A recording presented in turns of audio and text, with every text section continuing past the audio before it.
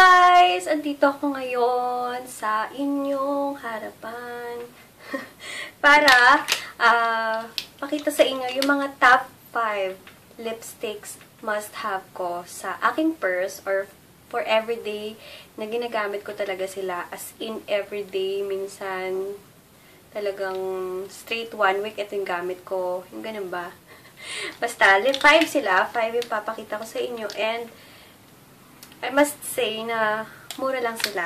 Hindi sila yung mga high-end na lipsticks na nakikita nyo. So, let's begin. First, ito bili ko sa Essence. Oops. Or collection, I mean. Collection. And ang shade niya is Queen of Hearts. Ang ganda-ganda niyang red. And alam nyo ba, matte look yung lipstick na to sa lips, pero hindi siya drying. Yung ganung effect. Papakita ko yung swatch sa inyo. Ganyan. Ganyan siya. Maganda yung pagka-red niya.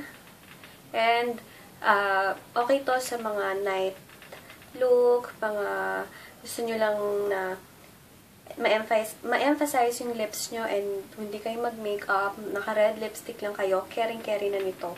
And, ang shade niya is Queen of Hearts, number 1.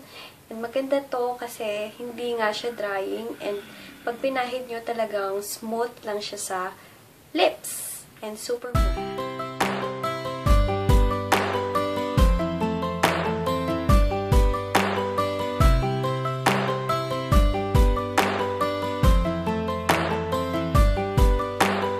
Nagkahanap naman ko ng red lipstick na super matte and ang ganda-ganda ng payoff niya. Ang ganda-ganda ng color payoff niya sa lips mo. And talagang mapapansin. Once nasuot ko to, alam nyo ba, ang daming nagtatanong sa akin na makakakilala ko kung anong gamit kong lipstick ngayon, kung anong shade yan, kung anong brand. Hindi nila alam na Nichido lang. Okay? Love Spell. And ganito siya. Sobrang ganda. Talaga. Ang tagal ko nang gamit to. Nasa Pampanga pa ako. Doon pa ako nag-work. At nabili ko na siya. Tingnan nyo naman kung gaano pa katipid gamitin. Okay, ganyan. Ito naman siya. Diba? Maganda. Pero kung papipiliin ako kung ito or ito, dito ako sa Nichido.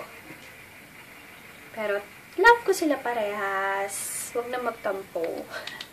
Okay, next is itong sa Roosie's Vanity.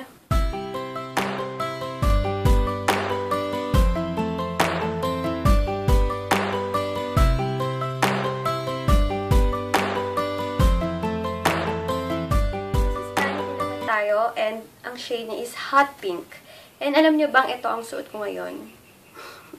Ito yung look niya. And gusto ko dito, ulit, matte. Matte siya sa labi, pero matte tingnan sa labi, pero ganda-ganda niya. Pag glide mo siya sa lips mo, super smooth, super, tingnan niyo, kumain na ako dito ng corn. Nandito pa siya. And lahat ng lahat ng binanggit ko dito is matagal silang matanggal. Swear. Okay, next is itong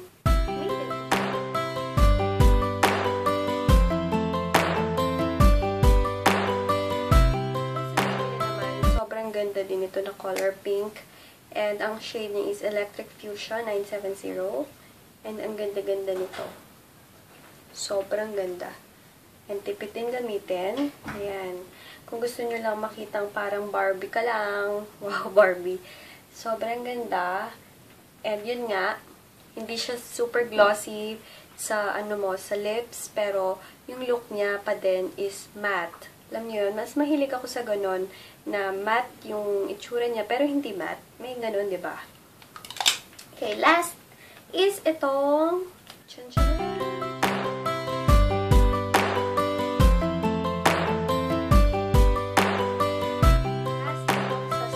Paris na SLP BO1.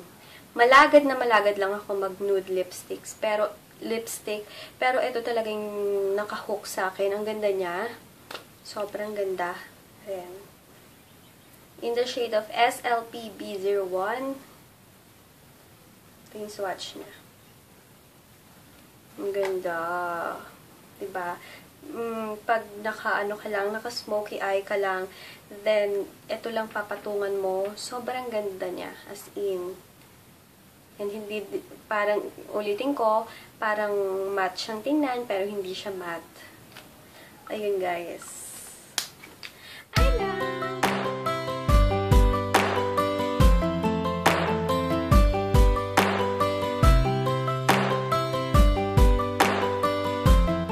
Ayun guys, sana na-enjoy nyo yung 5 must-have lipsticks ko.